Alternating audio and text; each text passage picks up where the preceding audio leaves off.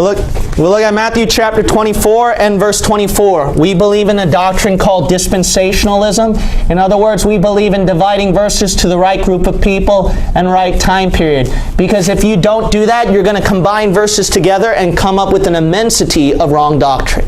One of the key words in dispensationalism, which is very important, is the nation of Israel. Amen. So because this distinction is so powerful and very great, that's why dispensationalism exists. That's why even John MacArthur, even though he's not a dispensationalist, he can't deny the distinction. So he does consider himself to be a dispensationalist, even though he isn't genuinely one. But that's why a lot of people, they can't deny the evidence of dispensationalism. So because of that, that's why what they're going to have to do is that they're going to have to replace this group. So they're going to have to replace this group with the church. That's why the Catholic Church religion, and that's why a lot of Protestant churches will try to say that they took over the nation of Israel. However, and one of their proof texts is Matthew 24. So we believe, there's a saying that God's chosen people. Now, chosen also means elect. I mean, like how we elect the president, we choose a president. So chosen and elect are the same words. God's chosen people, you'll hear Christians saying that those are the Jews or the nation of Israel. But then what they're going to do is that replacement theology, they're going to attack it by saying that no, God's chosen people cannot be the Jews because they are the children of Satan. Christians are known to be God's chosen people. The proof text they think that's very strong is Matthew 24. So we're going to look at Matthew chapter 24 and verse 24. The Bible says right here, "For there shall arise false Christ and false prophets, and shall show great signs and wonders, insomuch that if it were possible, they shall deceive" who? The very elect. So here's their argument right here. The elect will not be deceived. So because the elect will not be deceived, then this argument falls apart.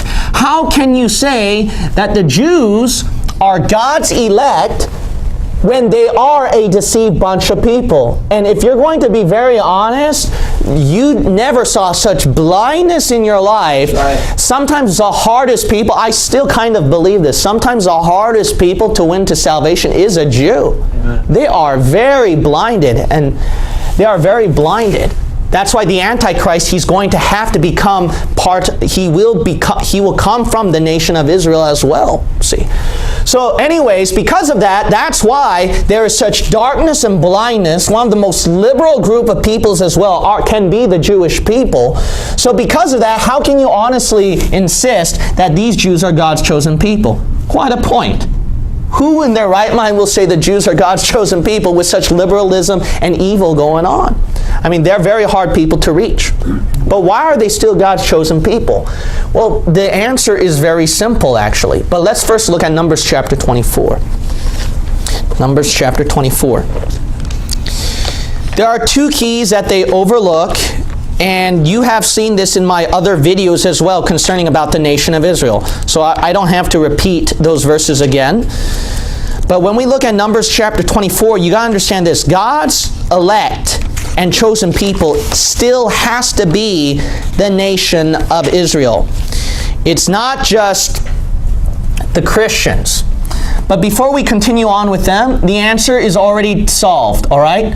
Yes, Jews do not qualify for this. Why? Because that's why dispensationalism is important. If you distinguish this, okay, then you got your answer solved. If you believe that in the Bible, God operates with these two main groups in the Bible, then your answer is solved. The church is the elect. Why? Spiritually, they're not deceived. But then right here, why are they still Jews? It's because right here, physically. It's not spiritually, it's physically. That's why God made a promise with who? Abraham's descendants, physical genealogy. That's why Jews who were born from that nation, physical genealogy. That's God's election.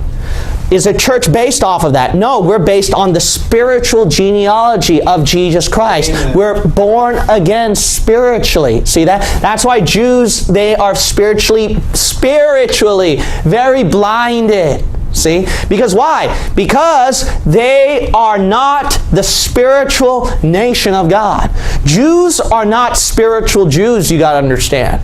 But Jews are still Jews physically as a nation. See, you got the problem solved. You just divide it. That's simple. You just divide it. And then you know that distinction.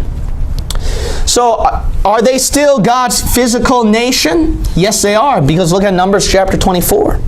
Numbers chapter 24. We're going to read verse 2. The Bible says, "And Balaam lifted up his eyes, and he saw Israel abiding in his tents, according to their" what? Tribes. Okay, this is physical ethnicity here. Okay? "And the Spirit of God came upon him." Let's keep reading here. Verse 9. "He couched, he lay down as a lion, and as a great lion, who shall stir him up? Blessed is he that blesseth thee, and cursed is he that curseth thee." You've heard about blessing and cursing of the nation of Israel? Oh no, that does not apply to the physical nation of Israel. Yes, it does. No, it's only spiritual Jews. No, because we already saw verse 2. You think spiritual Jews existed that time anyways? The church did not even exist yet that time. It was who? The Jews. The Jews.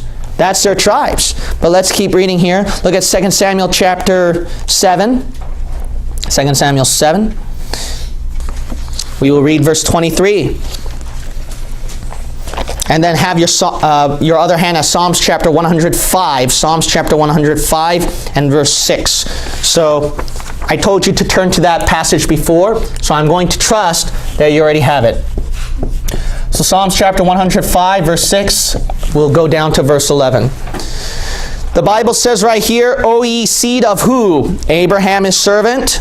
Okay, that's talking about Christians. Well, no, keep reading. "Ye children of" who? Jacob. His what? Chosen. Oh, his elect. See, they're still God's chosen people. Physical Jews. But let's keep reading. Verse 8. "He hath remembered his covenant" how long?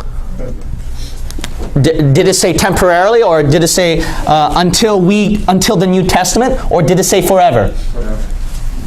Unless you want to be some replacement theologians who think that forever means only for what? How long is the Old Testament? Approximately 4,000 years? Wow, that's forever, huh? That's how long forever is limited to 4,000 years of the Old Testament. And then until the New Testament came in, we took this over and this got canceled. That's ridiculous. That's ridiculous. If the verse in Revelation says, "Forever, O Lord, you deserve the glory," I guess we're going to limit that to only 4,000 years. You see, just take the word as it says. Forever means what? Forever. God's not done with it. Why? Because physically as a nation. That's why. Physically as a nation. Verse 9, "Which covenant he made," now look at this, this is undoubtedly physical ethnicity. "He made with Abraham, and his oath unto Isaac, and confirmed the same unto Jacob, for a law, and to Israel for" what? Everlasting covenant.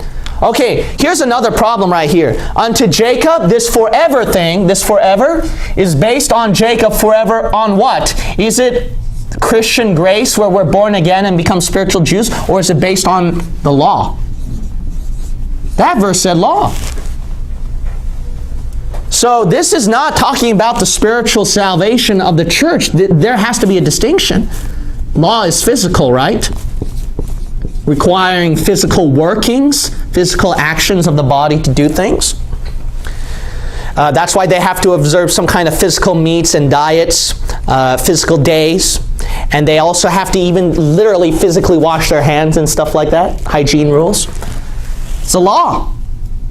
This is contradictory. Who's the chosen? Who becomes the seed of Abraham and the chosen? That contradicts it. Look at the book of Romans. The book of Romans. Chapter 4. Romans chapter 4. We'll look at Romans chapter 4. And we're going to look at Romans chapter 4. So here's a favorite verse by replacement theology to prove we are that seed of Abraham. And it's not the physical Jews. Look at Romans chapter 4 and verse 14. The Bible says, "For if they which are of the law be heirs, faith is made void, and the promise made of none effect. Because the law worketh wrath, for where no law is, there is no transgression. And therefore it is of faith, that it might be by grace to the end the promise might be sure to all the seed, not to that only which is of the law, but to that also which is of the what? Faith of Abraham, who is the father of us all." So Romans chapter 4, this is a problem then. Romans chapter 4, verse 14 through 16. We have right here that Abraham's seed is not the physical Jews. It's actually Christians. Why? Because it's based on faith in Jesus Christ. But that's not a problem right there, because they actually misread that verse. It actually showed you two different things. Look at it. Look at Romans chapter 4 again, verse 16. "Therefore it is of faith, that it might be by grace to the end promise might be sure to all the seed." So that's us, Christians, seed of Abraham spiritually. "Not to that what? Only which is of the law." Oh, that one group who goes by the law. "But to that also which is of the faith of Abraham." There's that other group. Faith. Oh, it showed you dispensationalism right here. Oops. I'm using this verse for replacement theology and actually prove dispensationalism is dead. You know what that verse showed? Abraham's seed, there's one of Christians, and then you have one that's by the law. Who is that law? Oh. And is this law abolished? Wow. Do you know why we say salvation is by faith, not by the law? Because that's Christians. But as a physical nation, they have to go by the law. In fact, if you read the Old Testament and Revelation 20 and etc., God has to bring back the law and the ordinances of the Jews during the 1,000-year millennial reign of God. Because why? Because He swore a promise and a covenant that, if you read all the major prophets, you're going to get bored. He swore a covenant and an oath of all these things of what He's going to do with them in the future. So you see right here, they are still God's chosen. But if you still deny God's chosen people are the Jews, let's keep reading right here. Let's look at 1 Chronicles 16. There are so many verses that show Israel is still the elect. Look at 1 Chronicles chapter 16. 1 Chronicles 16. I'm going to go a little bit over the video here, but that's okay, because I got to try to show a lot of these verses that show they are chosen and they are the elect. Let's look at 1 Chronicles chapter 16 and verse 13. Who's the chosen again? Again, we see that the chosen people are again the Jews. 1 Chronicles chapter 16 and verse 13. The Bible says right here, "O ye seed of Israel, his servant, ye children of" who? Jacob. See? Physical line. His what? Chosen ones. See? Again, they are His chosen people. Let's look at another verse. We will look at Isaiah chapter 45, verse 4. Isaiah chapter 45 and verse 4. Isaiah chapter 45. And we will look at verse 4. Notice once more that the physical Jews, they have to be part of God's chosen people once more. All right, we will look at the book of Isaiah, chapter 45 and verse 4. The Bible reads right here, "For who? Jacob, my servant's sake, and Israel mine what? Elect. I have even called thee by thy name. I have surnamed thee, though thou hast not known me." Let's keep reading down right here. We will look at verse 17. "But Israel shall be saved in the Lord with a what? everlasting salvation. You shall not be ashamed nor confounded, world without end. Let's read verse 25. In the Lord shall who? All the seed of Israel be justified and shall glory. See that? The whole nation right here is going to be what? They will gain their everlasting salvation and part of God's chosen people. So now obviously it's common sense. It's not common sense to say every single Jew is saved. Right? There's no way that makes sense. So this verse is utmost proof that this is actually referring to a physical nation in its entirety. It's all of it as a nation entirety. So you see that right here? This context has to be a physical nation then. It can't be a spiritual individual getting saved by Jesus Christ. This is talking about as a nation as a whole. See? So the Bible is filled that God's not done with the physical nation of Israel. But let's keep reading right here. Let's look at other verses. We will also read Isaiah chapter 65 and verse 18. Chapter 65 and verse 18. Isaiah chapter 65 and verse 18. But be glad and rejoice forever in that which I create. For behold, I create what? Jerusalem. All right, that's not Christians, obviously. So we see right here Jews again. But what about these Jews? Keep reading. We will read from verse 18 through 25. And I will rejoice in Jerusalem and joy in who? My people. See, those are still God's people. And the voice of weeping shall be no more heard in her, nor the voice of crying. Notice right here, this has to be future kingdom. It's not right now. It's not in the Old Testament. This never happened. How do you know? Because look at verse 20. There shall be no more thence an infant of days, nor an old man that hath not filled his days. For the child shall die 100 years old. Did that ever happen? Did that ever happen? No, this is God's millennial kingdom in Israel, Jerusalem. Verse 21, they shall build houses and inhabit them. Verse 22, they shall not build and another inhabit. They shall not plant and another eat. For as the days of a tree are the days of who? My people, and mine what? Elect.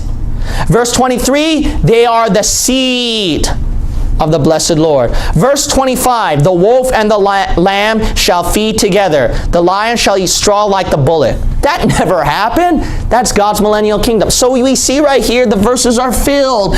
God's going to restore that physical nation of Israel. And it's an everlasting covenant. We're not going to look at this verse.